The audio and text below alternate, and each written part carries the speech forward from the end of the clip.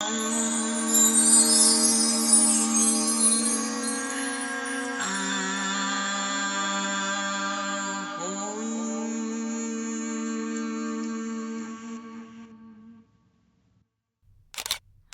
friends. Hello, and welcome to Bringers of the Light Sunday as we pop in to see what's going on in this week of February 15th, 2026.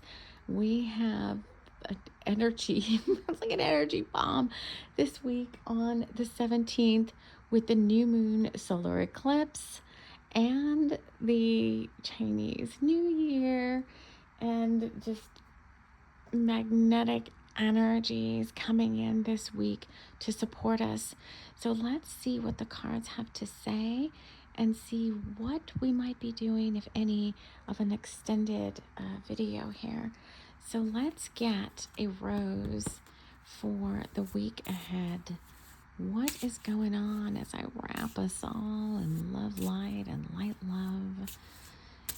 And just see, what's this week ahead all about? Ooh.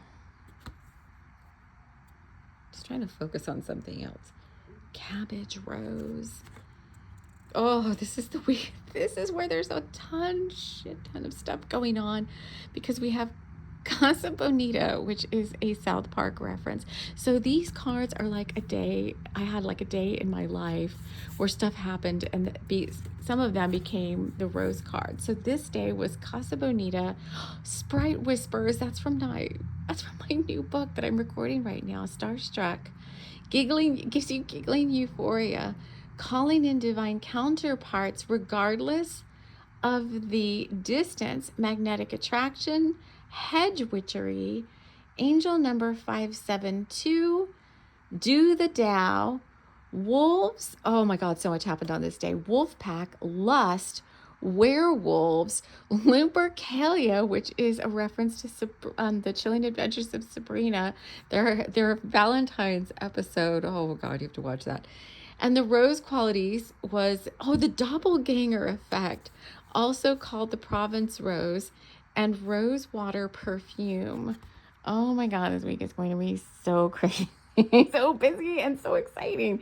Let's see what high vibe frequency art wants to support us this week.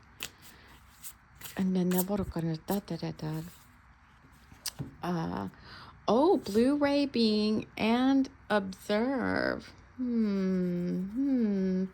being. When I get this is all about divine service, because these are beings of like Archangel Michael's army. Forest of the Wolf. Still on the path. Okay, let's explore this more in the extended. Okay, so y'all know me, I cannot do 3 minutes. I cannot get it all in 3 minutes. So if you're staying for the extended, our intuitively chosen art for the week ahead is the yellow smile dragon, which when I drew him, he always looked like a Chinese New Year dragon, and it is the Chinese New Year, so that is very fitting. Now let's look deeper into these cards and see what's going on. And I'm going to do a separate pick a card for the eclipse. I don't know when I'm going to release that, but already with this week ahead reading, I mean, there is so much happening here. So Casa Bonita, just to break this down a little bit, this was an episode where Cartman loved this Mexican restaurant in Denver or something. Oh, something spooky just happened. The door behind me just came open on its own. Oh, mercy. Okay. That was the door behind me was closed and it just opened on its own. House spirits are around. Oh my gosh. I wish you could just tap into this energy right now. But anyway, Casa Bonita. So Cartman did anything and everything to be able to go with, it was for someone's birthday party, to this restaurant where they had cliff divers. And I think it's a real restaurant, or it was. I don't know if it's still around. But anyway, it was like the energy of the best day ever. This Casa Bonita, where he just ran and tried to accomplish all the things he loved like in one day. That's what this energy is about. It's like I felt like on the day that this card came up, I was running around like trying to suck up all the good feeling vibes I could possibly get in. Because like I want to watch this movie and I want to watch that movie and I want to watch that movie, but I couldn't watch them all. And I was like, let me just like soak in the energy of them and feel like what it was like to feel my favorite parts. This is going to be this week ahead. Sprite Whispers, the same thing. In my book, I am recording the audiobook. We've got 2 volumes out there now. I think we're up to chapter 8 or chapter 9 in the audiobook and YouTube and the podcast. So if you feel called to go listen to that, please do. Give it some love. Giggling Euphoria, the Sprite Whispers. Oh, the magic of tapping into some of these things. Calling in divine counterparts, regardless of the distance, magnetic attraction. It all played out with this wolf pack, lust, werewolves, which the book I'm writing right now is about werewolves. Yes, the next one to come out, I could say that it's about werewolves. And Lupercalia, it was all about like the witches, the divine masculines dressed up as wolves, the divine feminines dressed up as like, some version of like Little Red Riding Hood or whatever. It was all this little pagan ritual of where they went out into the woods during the full moon of the Valentine, right around Valentine's, and they did some like funky little ritual with blood and milk or whatever.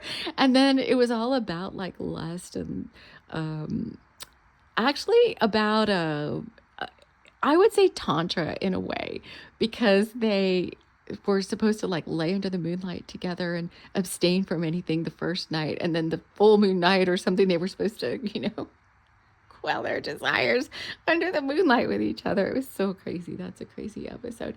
Hedge witchery, all about green magic, cooking, baking, planting, gardening, all of this. And then the rose qualities, the Provence, the fact that the cabbage rose was also called the Provence rose. The Provence rose is another type of rose, and it's another card in our rose card pack. And so I said, this is the doppelganger effect. And what's been happening with this is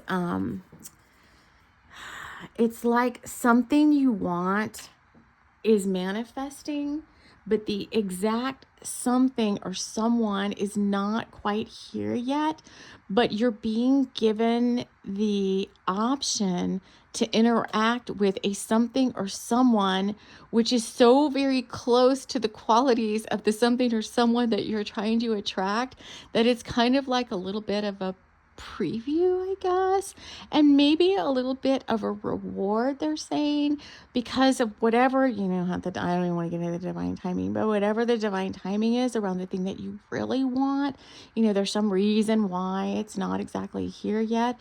And maybe with this doppelganger effect, this something or someone that you're getting to practice with is like some sort of it's like a practice session or something, like a practice round or something for the something or someone that you really want.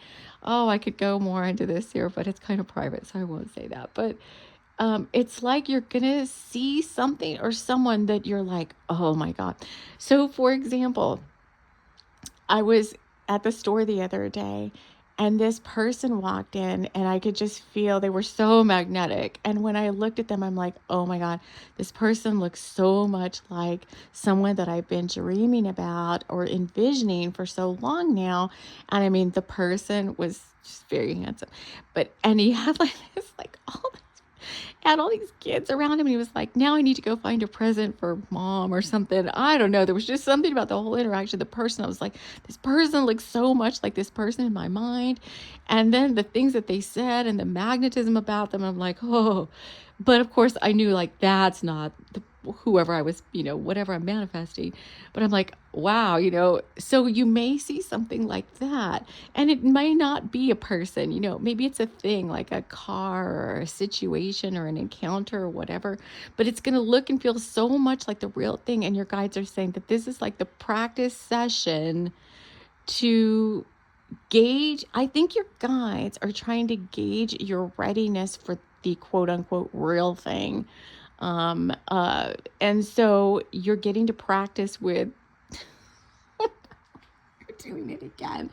There's this episode of Never Have I Ever where the three girls, like Debbie and her friends, want to have, yeah, she's going to have sex with Paxton, but she doesn't know anything about how to do that because she's never done that before.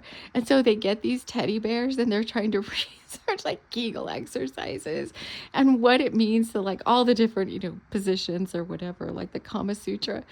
And they're naming them all, but they're using teddy bears to like practice. It was so funny. They're showing like the teddy bears in the different positions. Anyway, this week is going to be like crazy. If you can fall into these energies with this still on the path, I think that's part of the practice sesh thing. I think you may be like, oh, what I want, still not coming. And your guides are like, it is coming. But let me tell you, the process to get there has been long and winding, and that's what this deck is all about. This deck came from a book that I wrote that had a lot to do with a lone wolf journey, where this person goes on like this little spiritual journey of the lone wolf by themselves, and they have to do that journey before they can get to the end where they reunite with their partner. I have to close the door again because my son is playing copyrighted music and I don't want it to show up on some AI bot's shadow ban or whatever. Hold on.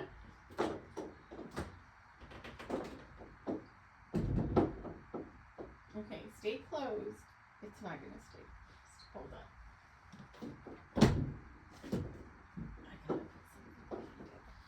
on. Okay. And then lastly, we had Blu-ray Being and Observe come out together. Now this has caught my eye, and I've looked at this card quite a few times, and I've never seen before like this little ladder like leading up to this, and it's like an energy ladder leading up to this tree branch. What's going on there? And we have the heart, and we have like this. I forgot in the book what this means, but it looks like 10. It looks like 10. Oh, that came out this morning. It's a bunch of 10s, right? Or X's. I don't know how you want to see that. Okay, what spirit do you want us to know about this? Okay, so they're saying there's going to be plenty of opportunities this week for you to be of service to others, and they're wanting you to not shy away from those opportunities. So for example, I was walking this morning. I haven't even set the cards down. I was walking this morning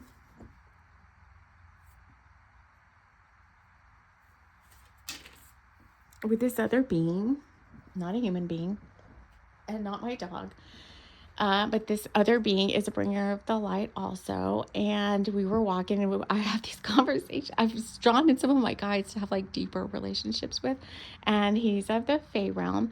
And it's very high vibrational. He's from Mount Shasta. And I was having this conversation with him, and all of a sudden the sirens went off. We have like sirens in our town. They are for tornadoes, but they're also for like first responders. And it means, they need the first responders. So whatever, there's been an accident or something where they need, people that aren't they're like the volunteer people. Anyway, so the sirens went off, and I was like, oh, there go the sirens. And the being I was with said, oh wait, he wants me to remember it's fairy and not fae, because fae's plural. Fairy I was with said, I'll be right back. I've got to go see if I can help out. And I was like, oh, okay. And sometimes I do go when the sirens go off, and I try to like tap in myself. But he was like, BRB. And I'm like, well, where are you going? And he's like, I'm going to go see if I can help out in this situation. And then a few minutes later, he came back, and I'm like, well, what was it? And he's like, well, it wasn't really anything I could help. It was something inside somebody's house. And he's like, all I could do was really offer support to the first responders and, shine some light on it or whatever. And I was like, oh, okay. All right. Good job. So, but what I did notice about that is he didn't even hesitate. He was just like, be right back. And I was like, oh, okay. So I think there's going to be those opportunities that come up for you to be a bringer of the light in service. And it may not be, a first responder siren or whatever. It's just going to be something meant specially for you. And your guides are saying, don't shy away from that, because you're ready now. You're ready to take up these higher frequency, like assignments, I guess. So pay attention to what comes your way this week. And, do what you can to, do the do and great. And it only helps create more good karma for you if you are doing those divine service things. So let me see. There's one more thing the guides want to say, because the part of the deck stuck around when I picked up the other part. So what do they want me to do? They want me to just draw a card. Okay, so what else do we want? What's our closing card for this week ahead?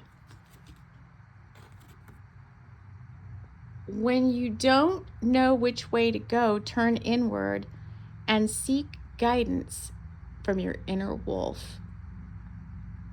There you go. So maybe there'll be some time. Yeah, that's what it is. This eclipse is going to come in, and we're not going to have a lot of clarity about what exactly it all means to us until eclipse season is over, like more around the spring equinox. And so I think there's going to be all these new energies and things and opportunities coming in, and we're not going to fully know how to assimilate those or how to integrate those exactly, because we have one more eclipse, and then we have this little window right between the 3rd of March, the 3/3, and the spring equinox, which I think is another 3 date. It's another 3. I think it's like 3/21, which is another 3/3. So we have to kind of work with energies between those times, and then so it's going to feel a little murky, I think. Like you're going to have all this, they're saying just have patience with, there's that friggin' patience with the process again. Just have patience with the process of how all these eclipse energies are going to play out for you. You're going to start feeling them coming in this week. And I think you're going to want to try to organize them all and take action on whatever these things are. But you're being made to wait for reasons that are unbeknownst to you at this time. And so just be patient with that process.